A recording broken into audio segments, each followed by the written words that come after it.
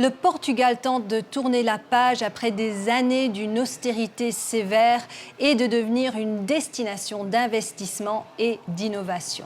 C'est pour cela que Lisbonne a bataillé dur pour accueillir le sommet du Web, The Web Summit. C'est l'un des événements majeurs des nouvelles technologies en Europe. Mais pour ce pays et une Europe fragilisée, quel sera l'impact de l'élection de Donald Trump à la Maison-Blanche ? Pour discuter de tout cela, je suis avec le Premier ministre portugais António Costa qui me rejoint dans cette édition de The Global Conversation. Nous allons commencer tout de suite par aborder cette question des élections aux États-Unis qui mettent Donald Trump dans la Maison-Blanche. Est-ce que c'était le résultat que vous désirez ? Bien, le choix du président des États-Unis, ça revient aux électeurs des États-Unis.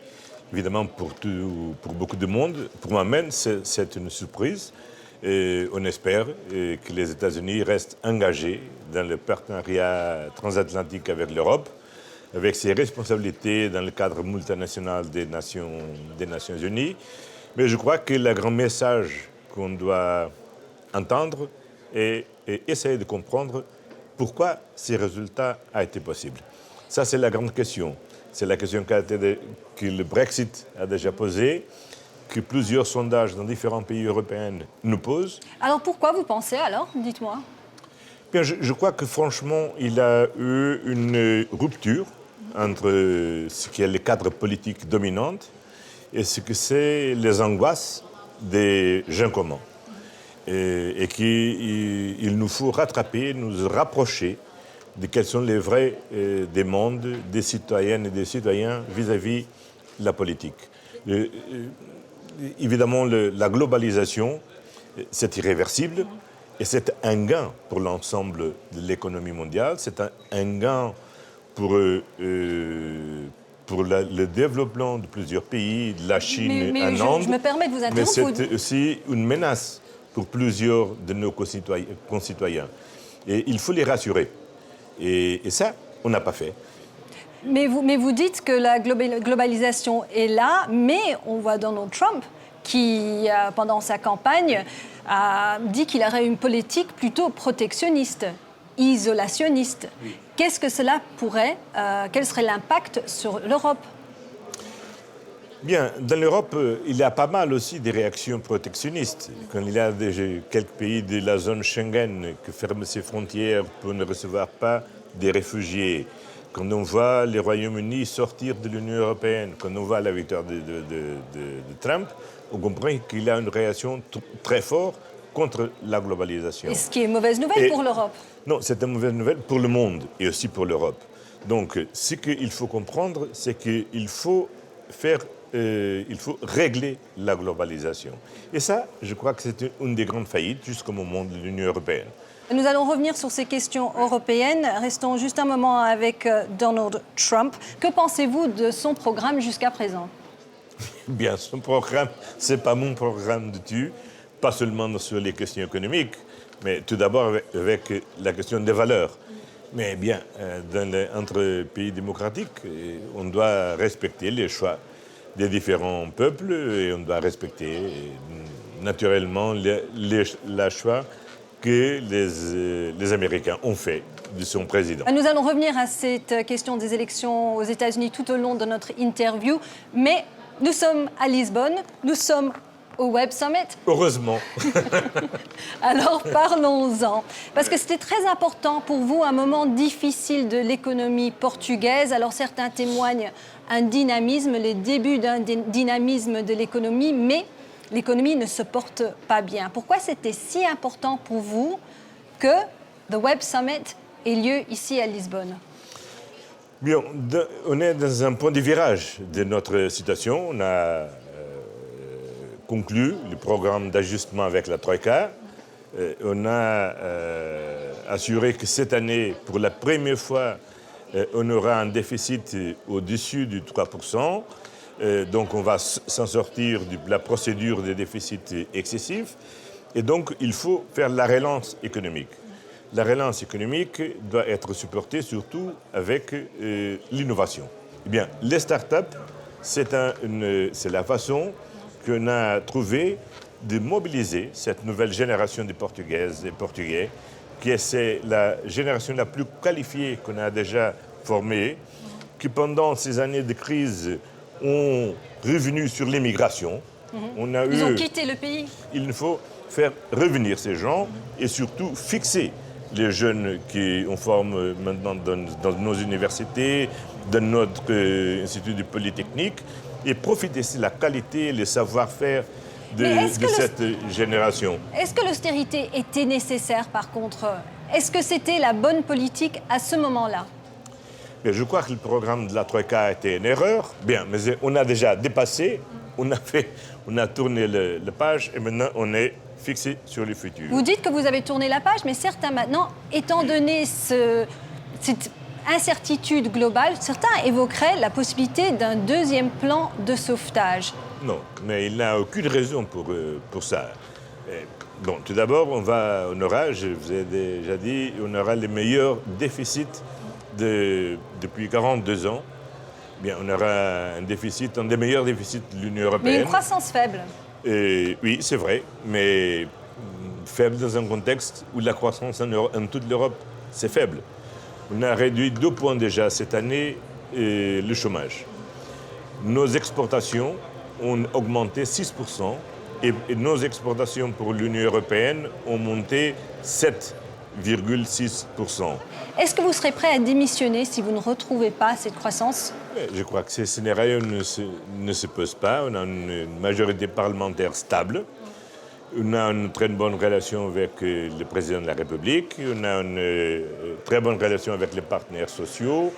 Et donc, tous les climats économiques, ce qu'ils nous disent, c'est qu'il a une confiance croissante tout au long de cette année. Les salaires des fonctionnaires publics qui ont été coupés 30% pendant 5 ans ont été déjà remis.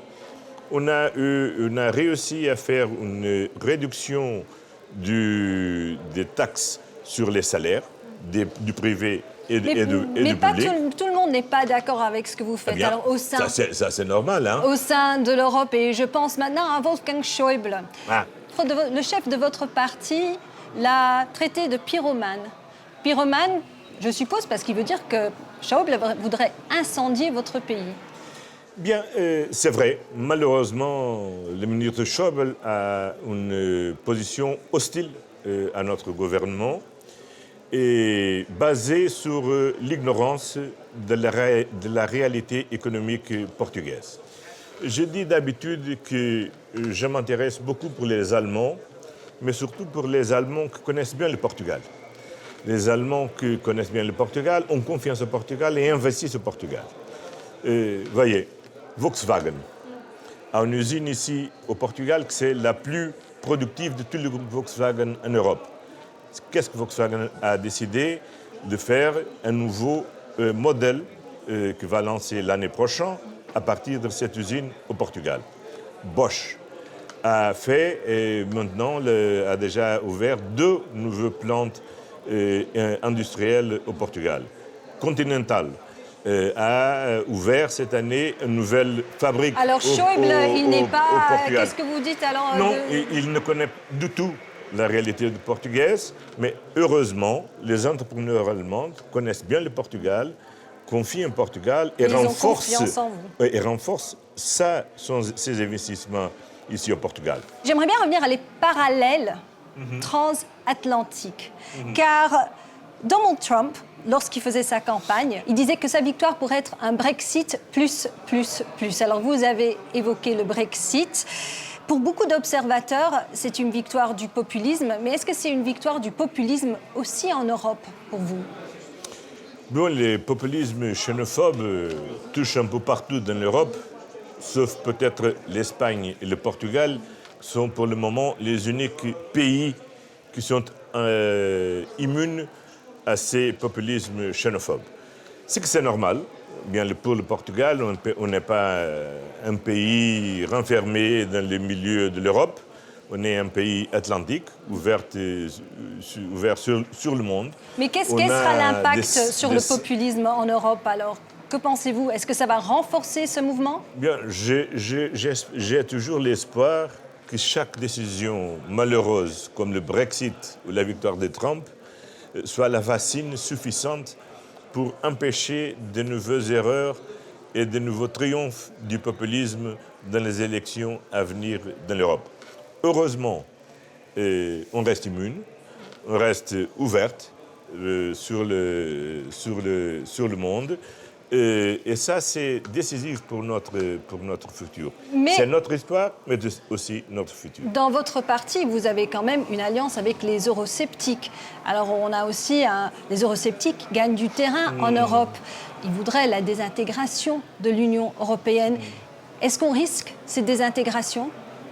Bien, sur le Portugal, il faut comprendre une chose. Cette alliance qui est à la base de notre gouvernement respecte très bien la différence des positions. Le Parti socialiste, dont je suis le leader, c'est le champion de la défense de l'intégration européenne, et on reste. Et l'accord qu'on a avec les autres partis de gauche ne touche pas sur l'Europe. Donc le programme du gouvernement reste un programme pro-européen et défenseur de l'intégration européenne. Est-ce que vous serez prêt un jour de tenir un référendum, par contre, si le peuple demandait un référendum sur l'adhésion du Portugal à l'Union européenne? En fait, maintenant, les 30 ans d'adhésion, ce n'est pas maintenant qu'on va faire le référendum, ce n'est pas une question qui se pose au Portugal. C'est un point final, non, jamais. Il a un grand consensus au Portugal, et même après ces 4 années de troïka, on reste pro-européen. On a un problème, évidemment, au sein de l'Union européenne qu'il faut mettre sur la table d'une façon très claire, c'est qu'il faut compléter l'Union économique et monétaire. L'Union économique et monétaire, ce n'est pas accompli, et ça, c'est une question essentielle pour stabiliser l'ensemble de la zone euro. Mais ce mouvement populiste va faire tout pour empêcher cela. Et on voit... à la tête... Il faut le combattre. Comment alors? Parce qu'on voit à la tête de ces mouvements des personnalités très fortes. Alors, on a évoqué Donald Trump, bien sûr, aux États-Unis, mais en Europe, on avait Nigel Farage, qui a poussé la Grande-Bretagne à la sortie de l'Union européenne. Et après, il est sorti. Et puis, il a laissé la Grande-Bretagne avec un grand problème, et après, il s'est allé. Mais aussi, on a Beppe Grillo. C'est une responsabilité. Vous savez, mais eux, ils se disent responsables pour l'Union européenne. Le populisme, c'est plus ou moins un synonyme d'irresponsabilité. Parce que c'est facile de faire des discours. C'est facile de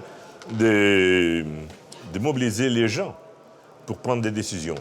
Mais après, c'est plus difficile à régler, conduire, gouverner après ces décisions. Ce qui se passe aujourd'hui au Royaume-Uni, c'est incroyable. Tous les grands défenseurs du Brexit, sauf Boris Johnson, sont partis. Qui restent ne savent pas quoi faire.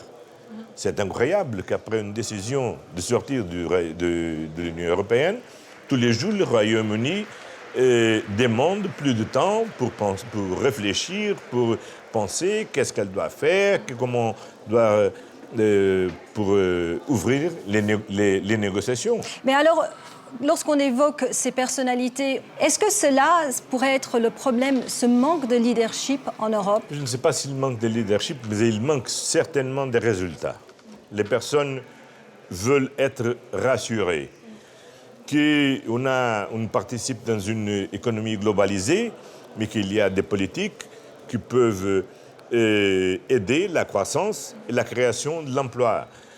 Qu'il y a une nouvelle formule de travail, mais qu'il y a de la formation et pour que les personnes puissent participer au marché du travail, ils ne restent pas en dehors du marché du travail. Donc, la réponse pour la croissance, le chômage, la sécurité sont les 3 messages fondamentaux que les citoyens nous envoient et qu'il faut donner une réponse positive. Alors, l'Allemagne, en tant que leader de l'Union européenne, parce qu'on dit que c'est le leader de facto de l'Union européenne, ce n'est pas peut-être le meilleur chemin. Je crois que c'est un paradoxe.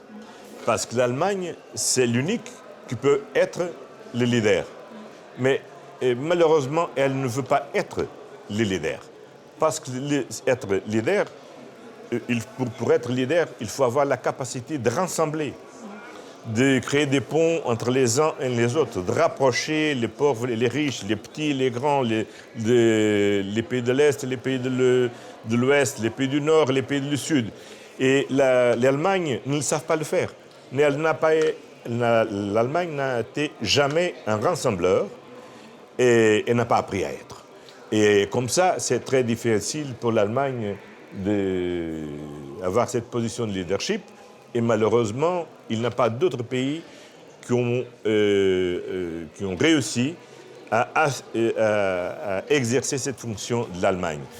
C'est pourquoi j'ai un grand espoir à Jean-Claude Juncker, à sa commission, parce que dans ces vides de capacité de leadership des États membres, c'est l'opportunité pour que la commission revienne à avoir la position centrale qu'elle a eue auparavant, notamment au temps de Jacques Delors, d'être le vrai leadership de l'Union européenne.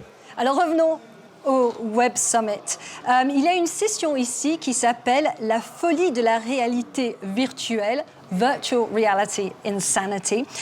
Pensez-vous que nous risquons de nous lancer dans l'inconnu et que c'est les générations futures qui devront payer le prix? Bien, toutes les générations ont un inconnu en face, c'est l'avenir. Et c'est vrai que maintenant, la dynamique de l'innovation technologique nous pose des questions plus intenses qui ont été posées auparavant. L'automatisation, la robotique, le digital, ça nous pose des questions difficiles. Dans toute l'histoire, tous les gains de productivité, tous les gains technologiques ont créé plus d'emplois que ceux qui ont été détruits. Et donc il faut réinventer la façon de travailler, de partager le temps de travail, de partager les gains de productivité d'une façon différente. Et pour terminer sur une note un peu plus légère, comme nous sommes ici à un sommet de la nouvelle technologie, est-ce que vous avez une nouvelle technologie à vous, un peu fétiche, ou est-ce que vous en désiriez une? Bien, je crois beaucoup dans les nouvelles technologies sur la mobilité. Les grands défis que l'humanité doit faire face dans les décennies à venir, c'est les altérations climatiques. Et ça veut dire surtout trouver une mobilité soutenable. Et pour trouver une mobilité soutenable, les défis, l'opportunité technologique sont une immense opportunité. Et dans votre vie quotidienne? Dans ma vie quotidienne, bien, je travaille avec le logiciel, mon portable, et c'est toujours une aventure de trouver dans comment on se dit en français, le mobile. Dans mon portable? Dans mon portable, toujours il y a de nouvelles apps qu'on peut utiliser pour trouver de nouvelles transactions à faire du point de vue avec la banque, pour acheter un livre, pour trouver un restaurant. Pour améliorer notre façon de connaître, d'être informé. Eh bien, c'est un monde fantastique. Premier ministre Antonio Costa, merci beaucoup. Merci. Merci d'avoir fait l'interview en français aussi. Eh bien, merci. C'est une bonne opportunité de pratiquer le français.